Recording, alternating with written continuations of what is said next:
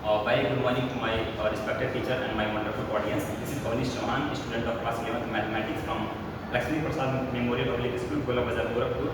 So in our previous lecture, we are going to break down the work energy theorem in order to understand how forces are directly transformed into the motion.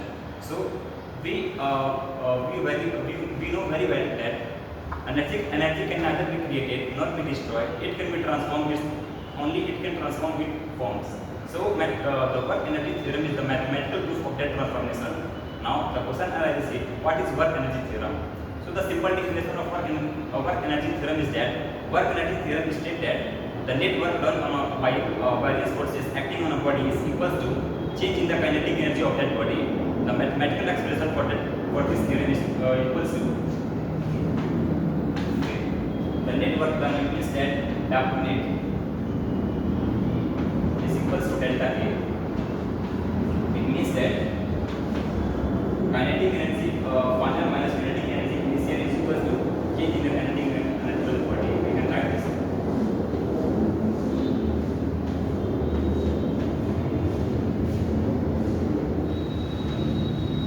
Or we can express the same expression is equals to W net, which is equals to delta A, which is equals to K final minus K initial. So from here we can conclude that the net work done on a system, that the definition of work energy theorem also states the net work work done on by various forces acting on a body is equal to change in the kinetic energy of that body. From here we can see that the net work done delta K is equal to K final minus K initial, which also states the given definition. Now the question arises, how to derive this mathematical expression? So in order to derive this expression, we will use calculus method to derive this expression. So let us move towards the derivation. So in order to derive this expression, let us consider a body of mass m. So let us consider a body that has mass m.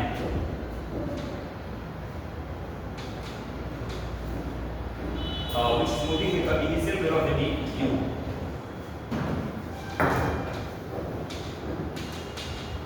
Initial velocity u. After applying a force F on the body, its velocity changes from u to v. So after applying force F, its velocity changes from u to v. So now, in order to express this term in the form of equation, we can write as in the form of small work done. So the small work done on the system will be equal to dW, and which is equals to F ds. Sorry, ds.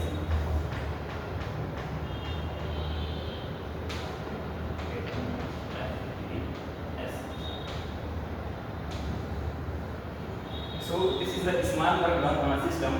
So in order to expand this equation from Newton's second law of motion, we can write F, the value of F is equals to mass into acceleration. So let us put the value of F from the Newton's second law, that is F is equals to the product of mass and acceleration. So now this equation will become dW is equals to ma ds.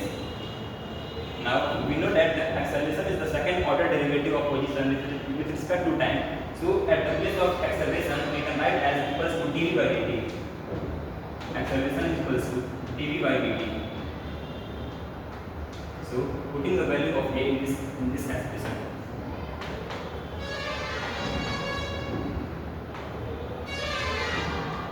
dw is equals to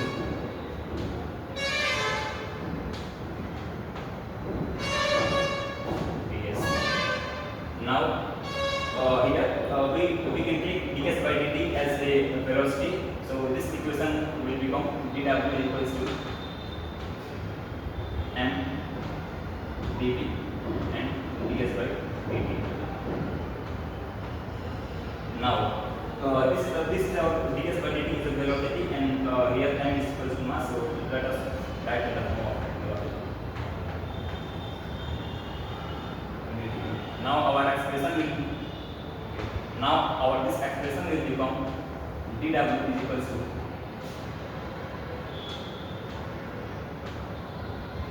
MVdV. So here from we can simply integrate on both sides in order to with respect to limit. So our limits are basically u and v. From here we can simply integrate on both sides. Integrate both sides with respect to limit. With respect to limit is equals to u and v. So now integrating this expression on both sides, this expression will become integration dw is equals to integration mvdv. Now we can put limit equals to u and v. So our mass is constant, so it will get out from the standard integration. So this expression will become m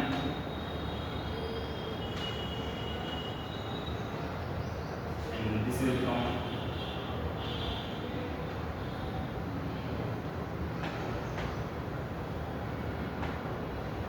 so now here we can see that in the differentiation x to the power n dx which is equals to x to the power 1 upon n plus 1. Here integration of x to the power n dx is equals to x to the power n plus 1 upon n plus 1. From here we can write as here it will simply become w equals to m and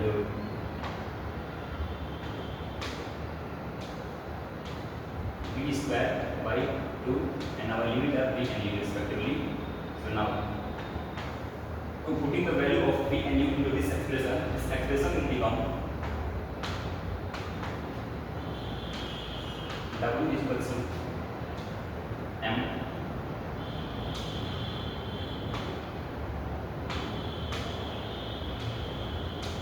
v square minus u square upon 2.